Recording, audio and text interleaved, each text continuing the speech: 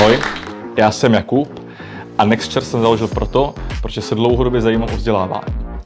Když jsem se účastnil odborných debat, vadilo mi, že se pouze debatovalo, mluvilo, ale nemělo to žádné reálné výsledky.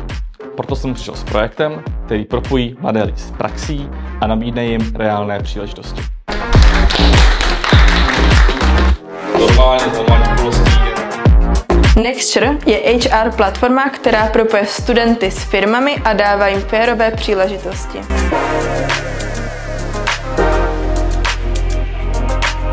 Mně dává smysl spojovat vzdělání s biznesem a propojovat školu s praxí.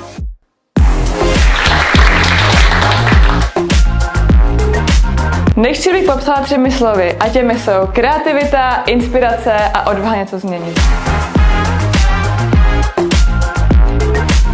Mě baví, jak se u nás propojí technologie, marketing, finance a energetika.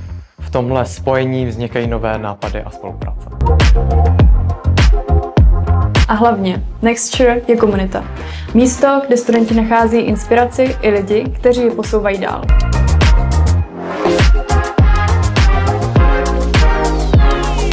Už 7. listopadu ve Fortitude Prague tě čeká konference Next Gen Z, inspirativní řečníci, panely, networking a spousty dalšího.